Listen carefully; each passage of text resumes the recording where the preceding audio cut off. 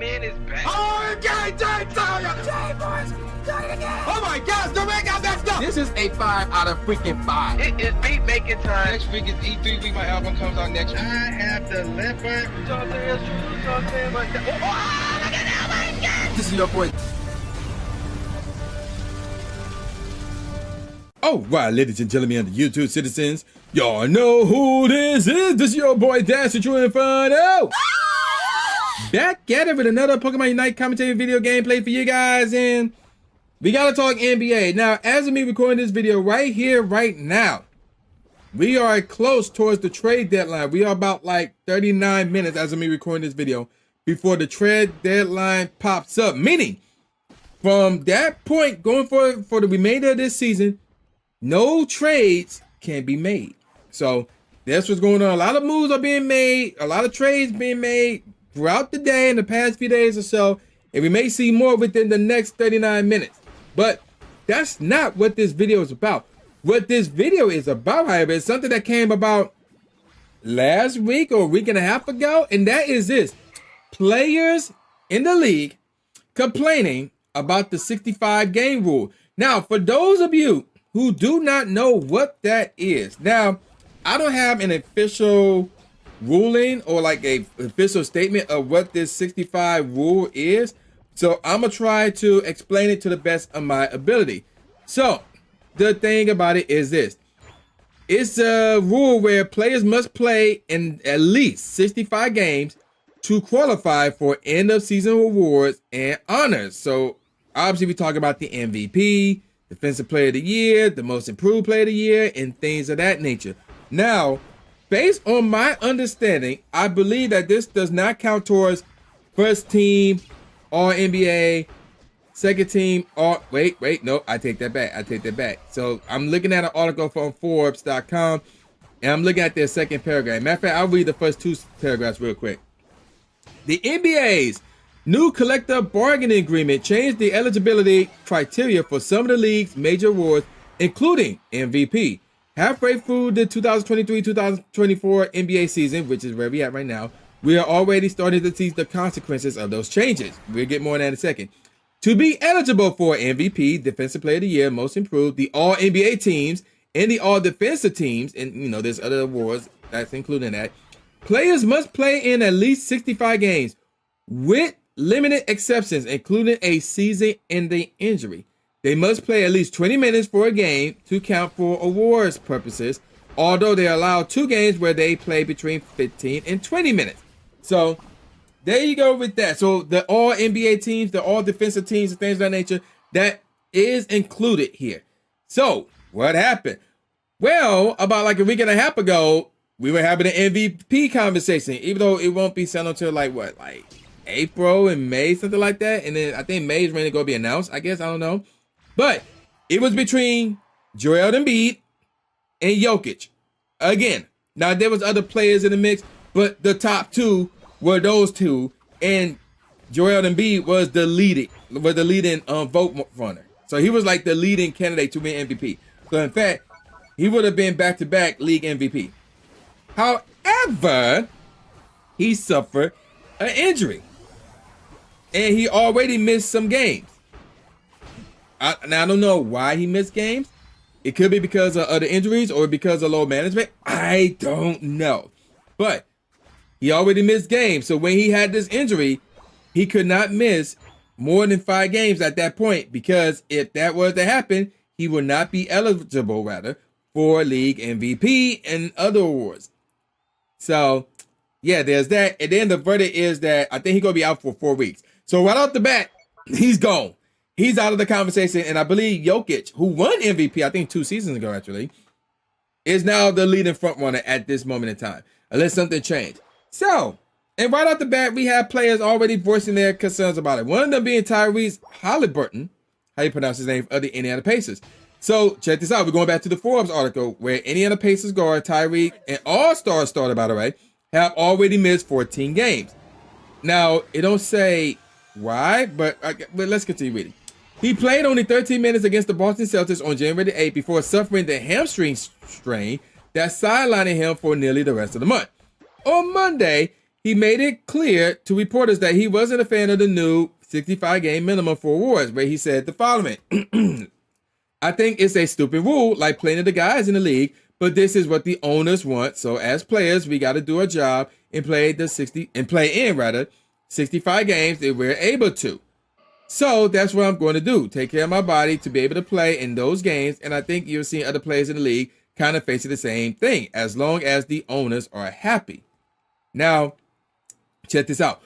Tyreek is frustrated by the new rule because he has more than $40 million on the line.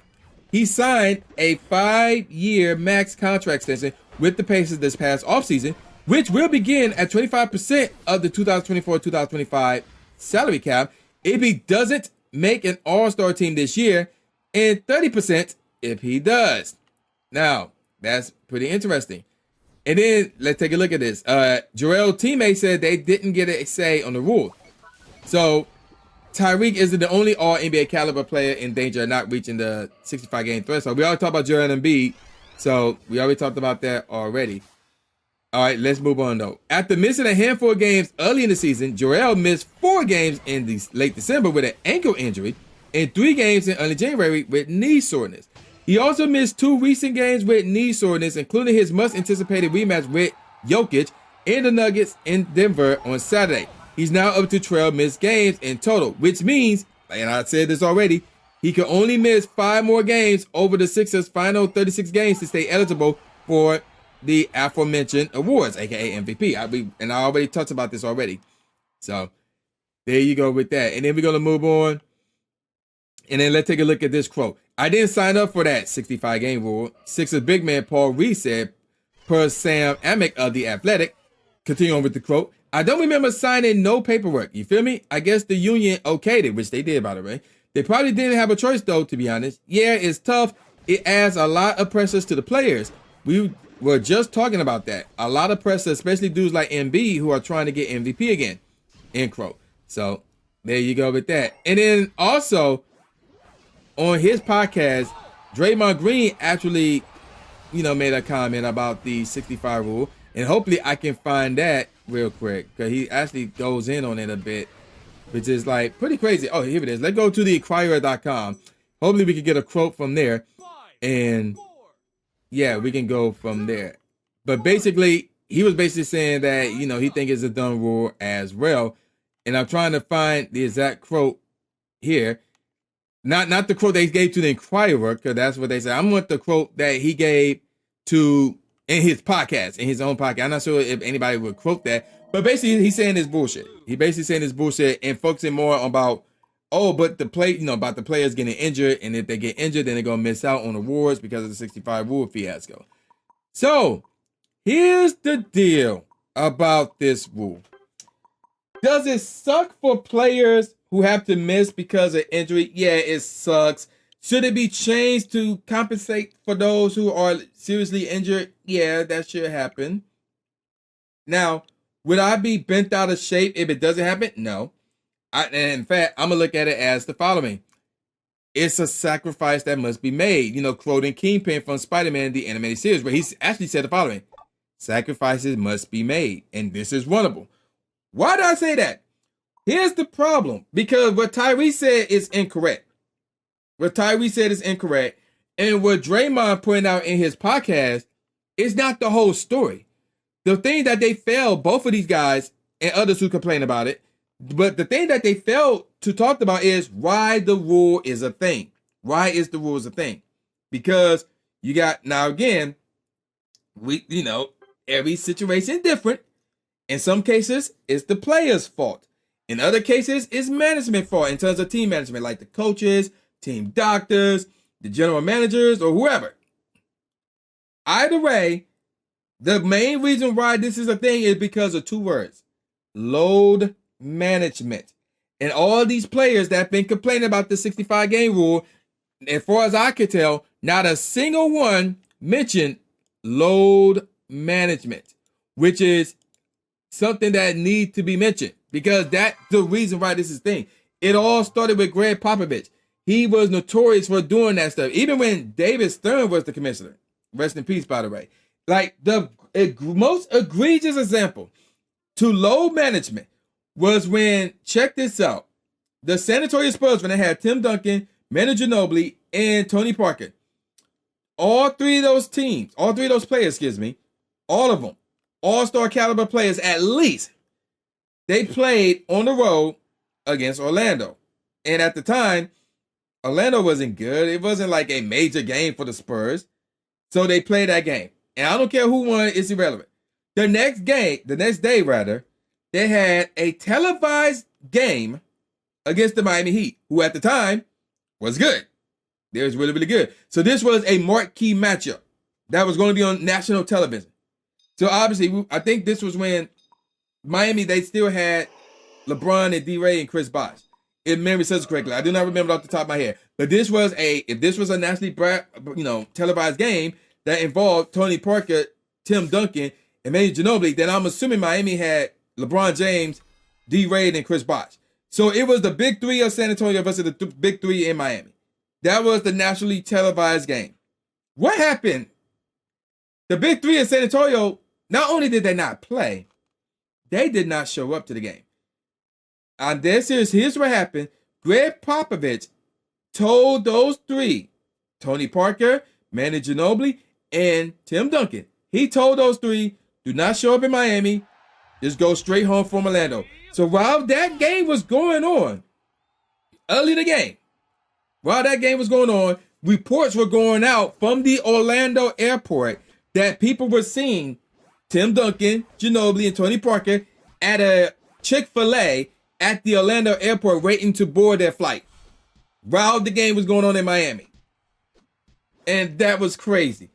And then here's something that I learned recently. I didn't even know this part happened. So once news of this got out, while the game was still going on, by the way, I think by the end of the first quarter, David Stern fined Greg Popovich $250,000. Right there on the spot before the end of the first quarter. Once news of this got out. Because this is the catalyst. Greg Popovich is the man at fault here because of his low management nonsense. Because looking back on it, why in the world would you sit out those three players for that series of a game instead of sending out for Orlando? Which they should be able, either they win or lose, but that's a winnable game without those three. Or why, But here's another thing, and then that's a good example to why this rule needs to be in place. I'm not sure how it is nowadays with the scheduling, and then they've got the in-season tournament, so the scheduling is different now. I'm not sure how it is now, but back then, if you were a team in the Western Conference going up against a team in the Eastern Conference, you only go to that team, that stadium, once per season. So San Antonio, for that season, they were going to Orlando and Miami to play those teams at their places once that entire year. It's not like they play them 2 or 3 times. Well, not two. It's not like they play them 3 or 4 times that year, so they have to go back to Florida and play those 2 teams 2 more times, whatever the case may be. No. It was you go to Orlando, you play the Magic in Orlando, and that's it. You're not going back to Orlando for the rest of the season unless y'all meet in the finals or something like that. And that's how it's always been, and vice versa. Orlando going to San Antonio happens once per season. So for those fans in Orlando, and especially Miami, who were there to see Tim Duncan, the greatest power forward of all time, Tony Parker, Manu Ginobili, guess what? You pay all that money to see those superstars play, and then you get there, they're not there. That's a problem. So that's been going on for years, where the fans who wasted all of that money to go to these games to see the LeBron James of the world, the Tim Duncans of the world, the Kawhi Leonards of the world, the Stephen Currys of the world, the Jokic of the world, the Embiids of the world, the Greek Freaks of the world, and Kyries, and the Ben Simmons, and the James Hardens, and the Russell Westbrooks, and things of that nature. They go to the games and they're not playing. They're in street clothes, or they're not there at all. Well, they're mostly street clothes. It's a ripoff. So that's a problem that the NBA is now facing, because now the fans are like, yo, why would we go see these players play if they're not going to be there? If they're not going to play? Then what's the point? And guess what? Ticket sales go down, which brings up another issue. again, going back to the example of the big three San Antonio not even being at the game. Again, this is a natural televised game. I don't remember who had it. ABC, TNT, ABC. I don't remember who had it, but that network was pissed. Like, I'm guessing that network was pissed. It's the big three against the big three, and one of the big three don't just show up. Like, the entire big three from one side don't show up. And now people are like, wait, the Spurs big three ain't playing? They're not even there? Oh, Miami gonna win this game. Let's turn this game off. That messed up ratings. And now the network is looking at the league like, yo, why these three players ain't playing? And now the league, I'll be like, that's not our decision. That's San Antonio's decision. And then the network gonna be like, I don't care. Y'all need to fix this. Otherwise, we pulling out. You know, have that conversation happen? I don't know. It might have. But you get what I'm going with this.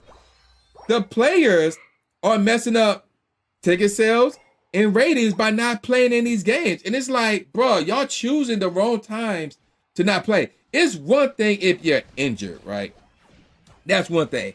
Now, if you are at home and you decide, okay, we're going against a weak squad, we at home, I'm not going to play. Or if you're management, we should let that person play. We should rest them and we can still win this game because we're at home. And yeah, that's one thing. So like the home team, like for example, let's get a good example because Lakers tickets are like through the roof. Let's say the Clippers. Yeah, the Clippers are a good example. Believe it or not, their tickets are not exactly as expensive as Lakers tickets, and by comparison alone, that is. So let's say the Clippers are at home and they playing against the Washington Wizards. Washington Wizards are trash. And the Clippers are like, okay, we got this game, and then the next day, the Milwaukee Bucks come to town. That's going to be a much better game. That's going to be a much important game, and it's nationally televised. So here's what we're going to do. Kawhi Leonard and Paul George, y'all not playing against Washington, and we still should have enough to win that game. The next day, y'all playing against Milwaukee, because we need y'all against Milwaukee, and it's a national televised game. So that makes sense, right?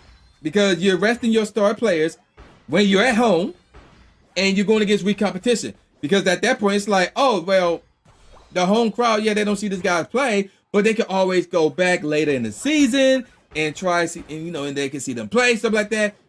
So something like that, we can let slide. Because they're there 42 days out of the year, whatever the case may be. I know what it is now because, again, the in-season tournament got the schedule, and then they made some changes with the scheduling. I don't know how it is now, but I'm just, making assumptions in terms of scheduling. But nevertheless, for you to miss a home game against a crappy opponent, that's one thing. Because you're playing at home X amount of times per year. But when you're on the road and you're going to a certain city and you only go there once per season or even twice per season, now it's like, hold up, bro. Those fans, whether they got a team that is in competition for a playoff spot, they're, a title contender, whatever the case may be, those fans showed up to see you. Why you ain't pulling up? Why you ain't showing up? Why you ain't playing? And the players nowadays don't give a damn about the fans. They don't give a damn about the networks. They don't give a damn about the players that came before them. Magic Johnson actually tweeted supporting the 65-game rule because guys back in the day, they played so the league could be where it is right now, so the players can have the type of money that they get right now. Because back then, the players were not getting the type of money that these players are getting right now. Not even close. And for these players to say, screw all that, I'm going to just play when I want to, and I'm going to sit out when I want to, whatever the case may be. And again, it's not all of them. It's not most of them, but it is some of them. And in some cases, not even their fault because it's management that's doing this. But it still doesn't change the fact that these players really don't have a lot to complain because look what happened with the Kyrie situation. This dude, if he's not injured, if he's sitting out because he chose not to play. Look at Ben Simmons. There's been a lot of questions whether or not his mental health state is severe or not. But despite that, he was holding out trying to get his money. He chose not to play to get his money. Then you got James Harden. Chose not to play to get his money. You got Kawhi, who is a master of load management because he learned that from Greg Popovich. And he passed that along to Paul George. Even though with Paul George, the majority of times he don't play is because he is legit injured. But in Kawhi's case, it's half and half. Either he's sitting out just to be sitting out, or he's injured. And even with his injuries, you got to look at him and question, like, but you were playing 2 days ago. and you were fine. What happened? So, and then there's that. And then there's just so many players sitting out for no reason. They on the road, they in a city, and they only go to that city once per year, and it's like, no, I don't care. Or it's a nationally televised game, and they're like, no, I don't care. I'm gonna just sit out. And like another example of this is when, going back to 2022, the Golden State Warriors went on the road to Denver to play the Nuggets. I don't remember what the reason was, but Steph Curry did not play that day. And there was a 10-year-old girl who were, you know, obviously she lives in Denver, I'm assuming, but she showed up to the game to see Steph Curry. And he didn't show up. And there's a clip of her crying, rocking Golden State merchandise with a Steph Curry sign. And she's crying because Steph wasn't playing that night. I don't remember what the reason was. I'm looking at complex.com because I found a story about it. But it don't say why he didn't play. He was rested. He was resting. That's it. He was resting. And I'm like, you're going against Denver. Like, Denver's up there. So he should have been playing. I don't know what games he had prior to this, but like, they should have rested him better. But they chose to rest him in Denver against the Nuggets. And what happened? A 10-year-old girl was crying because of it. And that tends to happen a lot. Now, granted, a few days later, when the Warriors went back to Denver and played against them again, Curry was playing. Not only was Curry playing in that game, but they did re-invite PJ and her family to sit courtside. And Steph Curry, you know, came up to her. You know, they took pictures together. I think he gave her some merchandise. The Denver Nuggets organization gave her some merchandise. Made her day. That's cool. But are you going to do that constantly with millions of fans who show up to see these players, but they don't get to see them play for whatever reason? No, y'all ain't doing that. So yeah, this is a problem that needs to be corrected. And I have no problem with the 65 rule. So if a player get injured and missed out on the end of the year awards, does it suck? Yeah. Should it be changed just for that? Yeah, maybe lower the limit to maybe 50 or 40 or something like that. I don't know. But if they don't make changes for the injured, so be it. Sacrifices must be made because of load management. It has gotten out of control, and basically, it don't matter who decides to do it, whether it's the players themselves, whether it's the coaches, the team doctors, the general managers, team management. I don't care who makes this decision on a day-by-day basis to play this player or sit this player, when to sit them, and whatever the case may be. It got to stop. It's out of control. They spit in the face of the fans who pay a lot of money to see them play. They spit in the face of these networks who are paying the league to get these games televised. And they spit in the face of the players who came before them, who played during injuries, who played 65 plus games per year. So yeah, it needs to stop. The 65 rule, I had no problem with it. It needs to stay. And I'm going to call it a wrap. So with all that said, y'all know this is boy New J Gatsby, aka New Stephen A. Smith, saying peace out, y'all, and I'll see y'all next time. Yeah.